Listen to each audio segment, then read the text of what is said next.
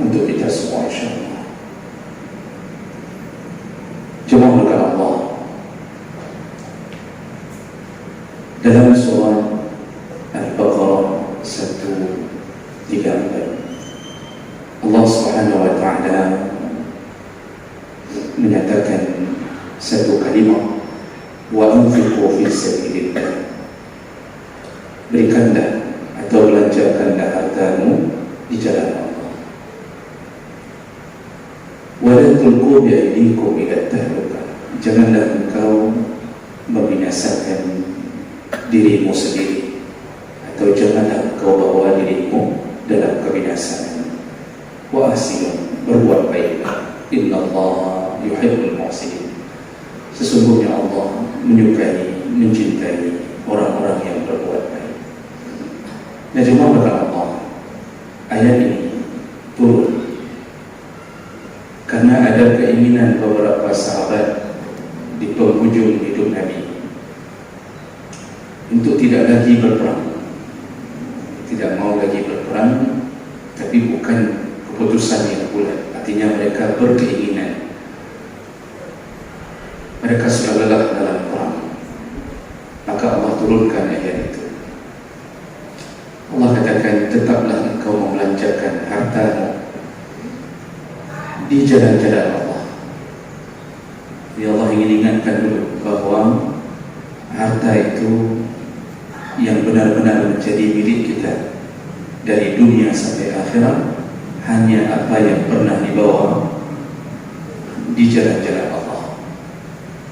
Makanya dalam hadis riwayat Muslim, Nabi mengatakan harta kita itu cuma ada 3. Yang pertama, apa yang kita makan. Kalau sudah kita makan, yang kenyang harta adanya, garing menyogolong di dalam lewat dari kerongkongan atau masih di bibir, maka yang belum kekal harta adanya, karena mendapat kesempatan untuk dibibir. Namun kata Nabi, harta yang kita makan itu ujung-ujungnya terbuang di dalam tempat pembuangan. Bahasa dari orang septic tank. Itu nasib harta kita yang kita makan. Lalu harta kita yang kedua, apa yang kita pakai. Semua pakaian yang kita beli, kita pakai dengan kali kasut, maka belum lagi haji besok ada katanya. Tapi menyusun dalam bungkusan dalam plastik, maka ada juga kurun boleh dipakai. Maka baju kita yang sudah kita pakai, itulah harta kita. Tapi apa yang terjadi pada harta kita ini? Mereka akan berada di lemari-lemari setelah meninggalnya kita. Bahkan anak kita pun tidak mau memakainya. Dan harta kita yang ketiga, kata Rasulullah, ma anfaqta fi sabilillah, apa yang engkau berikan infak di jalan Allah. Kita berikan dalam bentuk sedekah, hibah, wakaf, apapun bentuknya, maka itulah harta kita yang sejati. Dia mulai dari dunia sampai menuju ke alam barzakh yang mengikutinya, sampai bangkit kembali, sampai berdiri di padang mahsyar. Dia terus masih menemani kita. Inilah harta kita yang Allah dan Nabi katakan. Jadi jemaah berkat Allah, ini peringatan Allah yang pertama. Lalu Allah mengatakan, wala tulqu bi aydikum ila tahlukah, janganlah engkau menyebabkan kebinasaan pada dirimu sendiri. Nah, ini banyak orang yang salah faham tentang ayat ini. Jadi dalam pikiran dulu, ayat ini kadang-kadang dibawa dalam urusan-urusan dunia. Jadi kalau orang sudah capek sekali ibadah, sampai ke lagi atau kerja dumo untuk mendakwahkan agama, maka ada orang yang mengatakan, baik menghabiskan, jangan terlalu habis-habisan, jangan binasakan dirimu sendiri. Jadi ini bahasa-bahasa yang kadang-kadang ada dengar. Padahal ini ada riwayatnya. Maka dalam tafsir diceritakan, riwayat dari Abu Imran At 'Tujibi, Beliau menceritakan bahwa di masa Nabi SAW, Nabi SAW Rasulullah SAW telah tiada. Peperangan menaklukkan Romawi. Jadi ada peperangan besar menaklukkan Roma di masa Umar bin Khattab. Diutuslah pasukan perang di bawah pimpinan anaknya Khalid bin Walid, yaitu Abdurrahman bin Khalid bin Walid. Ketika mereka menghadapi pasukan Romawi bertemu di Konstantinopel, pasukan-pasukan Romawi ternyata sudah siap dengan berbagai peralatan perang untuk menghadapi kaum muslimin. Begitu melihat orang-orang Romawi, salah satu daripada pasukan kaum muslimin tidak sabar ingin segera menjadi syahid. Apa yang dia lakukan? Dia terjang sendirian. Jadi maju juga dia terjang pasukan musuh, dia tenggelam dalam pasukan musuh sendirian. Ketika dia menerjang itu, sahabat-sahabat yang lain di belakangnya mengatakan jangan, cegahlah dia, sampai mengeluarkan kalimat la ilaha illallah. Dia telah salah, dia telah membinasakan dirinya sendiri. Jadi seakan-akan dalam pikirannya mati konyol. Di situ ada Abu Ayyub Al-Ansari, sahabat Nabi yang lain. Lalu Abu Ayyub mengatakan, kalian telah salah faham dengan ayat ini. Itu ayat itu dulu turun kepada kami kaum Ansar ketika kami berbisik-bisik untuk menyarungkan pedang kami, kata Abu Ayyub.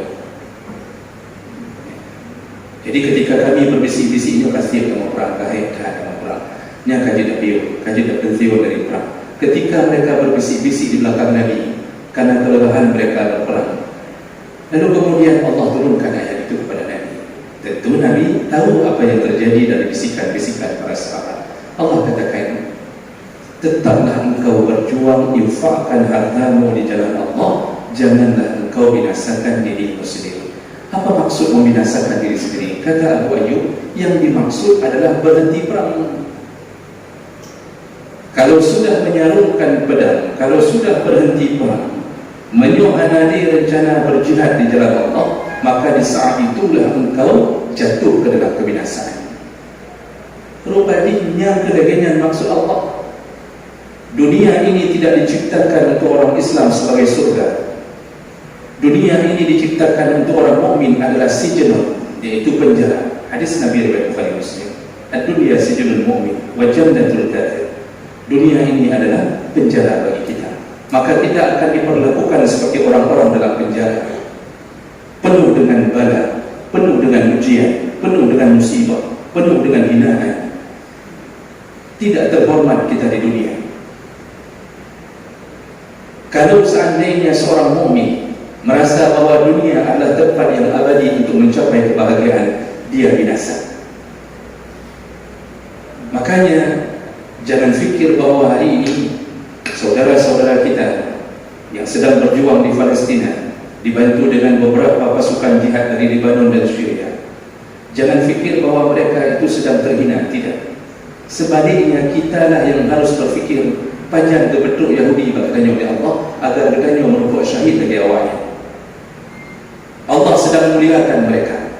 Allah sedang kirimkan surga kepada mereka tanpa harus berpergian jauh. Allah hadirkan Israel, Allah hadirkan orang-orang yang mencaplok tanah mereka, Allah menghadirkan mereka yang menghina agama Islam di sana. Lalu terjadilah peperangan mempertahankan agama dan tanah air yang suci hari ini. Maka jawabkan Allah, kalau seandainya orang berhenti dari berpikiran untuk berjihad, disitulah dia binasa. Makanya ramai orang berfikir bahawa baik kebut sesuatu yang tak baik padahal dengan kita berfikir untuk agama habis-habisan, lalu kita berhenti, disitulah kebinasaan kita. Dan ini dibantu oleh hadis Nabi SAW dalam hadis riwayat Ahmad, Abu Daud dengan derajat yang sahih. Dari Abdullah bin Umar radhiyallahu anhu, Rasulullah SAW berkata, "Iza tabaya'tum bil 'ainah." Kata Rasulullah, kalau kalian sudah mulai melakukan transaksi jual beli dengan cara 'ainah. 'Ainah itu salah satu daripada bentuk riba dalam pandangan jumhur ulama. Tidak bisa kita jelaskan di tempat ini dengan detail karena yang fikih muamalah yang panjang. Tapi salah satu daripada jual beli dengan jenis riba. Apa kata Nabi? Kalau kalian semua wahai mukmin sudah disibukkan mulai melakukan jual beli dengan cara yang haram, melakukan transaksi-transaksi yang riba. Lalu kemudian Rasulullah sambung, wa akhastum aznabal baqar, lalu kalian mulai menyibukkan diri dengan ekor-ekor sapi, aznab ekor. Lalu waraditum bizzar'i, lalu engkau sudah mulai ridha dengan pertanian atau perkebunan kalian.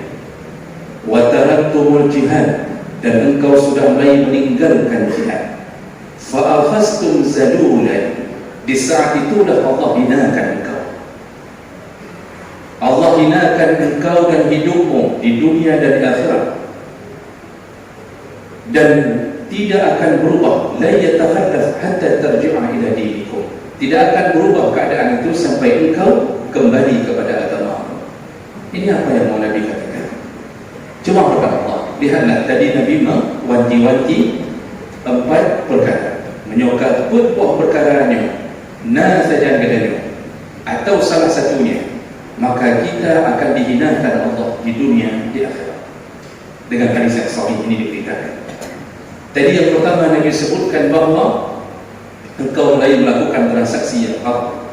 Jadi urung hana peduli di hari-hari yang mekat, pi hana peduli yang kiban hasil merempok, yang penting makan, yang penting dapat. Masalah haram nomor 10. Di urung kerja, pi begitu dibuka pendaftaran di tempat kerja, yang penting nak kerja. Hana peduli yang bekerja harum, yang akan buat hana peduli, yang penting nak kerja. Jadi kita sudah mulai masuk ke dalam dunia itu. Dan yang kedua kata Nabi, kalau engkau sudah mulai sibuk dengan ekor-ekor sapi.